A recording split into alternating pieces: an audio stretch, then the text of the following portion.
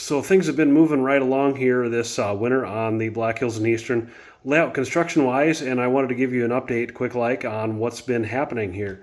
Black Hills and Eastern Railroad, from the plains of the Sioux Empire to the heart of the hills. You saw in a previous episode that we got the all the subroadbed attached on the main level here, so we're pretty much done with construction on the main level benchwork here, the Corson, Brandon, Garretson, and Sioux Falls portion of the layout. And then what you see here in the foreground going up the wall here on the outside of the wall is our Black Hills sub, which leads from southern Sioux City to up out around the Helix over there and back around over here. And then you saw also in a previous episode that I had to put in a reversing module here. This is a Digitrax AR-1. Check the description for the video for that. By my calculations, we're going to have a reverse loop up here with the track tying back in on both ends to other levels, and this is the best way I could figure out to do that.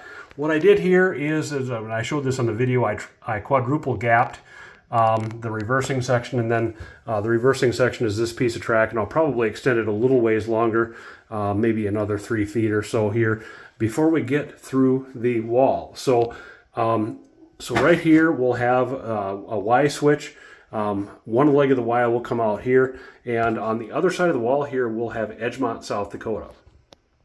So again, Sioux City going on, like I said, the Black Hills sub, omitting basically all of Nebraska. Sorry guys, if you're a Cornhusker, just do not have room to model all that. So on the other side of the wall here, we've got a little tiny piece of benchwork that I put in this alcove here, which will represent part of Edgemont, South Dakota, and there will be a Y here where there actually is a Y at Edgemont. Primarily, the purpose for that Y is going to be so trains can choose either to go continue on the Black Hills sub or to turn onto the Deadwood branch. So there'll be, again, the other leg of the Y I told you before, and there'll be a leg here. And then we'll continue on into staging on the other side of the wall here. And then, of course, the Black Hills sub continuing on from here. An added benefit of the Y here will be to be able to turn engines and rail cars, and I'm not sure how much of that we'll actually do here, but I'm sure that there'll be operational interest needing to do that, or we'll think of some ways to utilize that, but it'll just be nice to have. We will use a Digitrax AR-1 for the reversing module on this. Again, we'll quadruple gap both ends of the reversing section because we will not be long enough to accommodate the longest train on the track.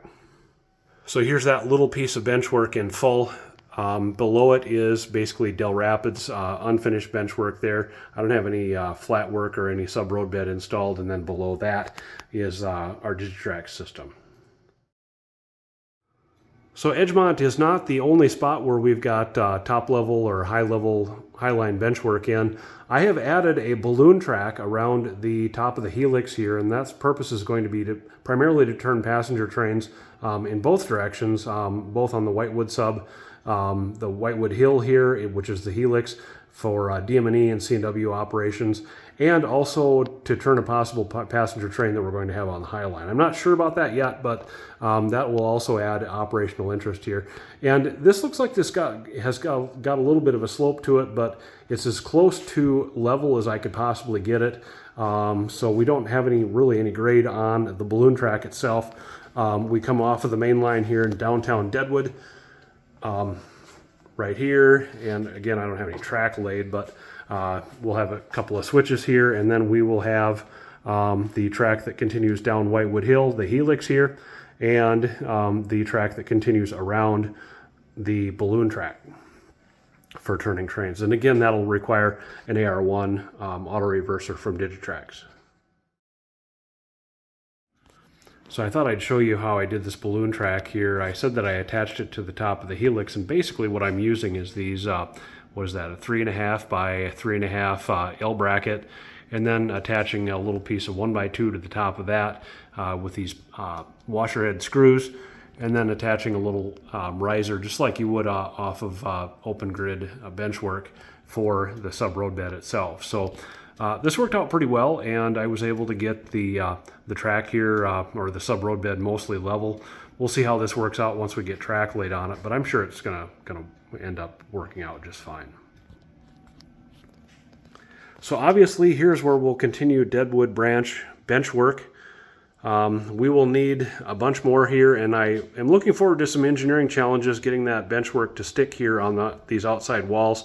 We've got that Deadwood sub in the way, and I've got some ideas about how I'm going to do that, and I'm borrowing some stuff from Jeff Johnston, who is the inspiration for my scratch-built Helix, and so I'm going to get on that here in these coming weeks and months. Appreciate you watching. We'll see you in the next one, guys.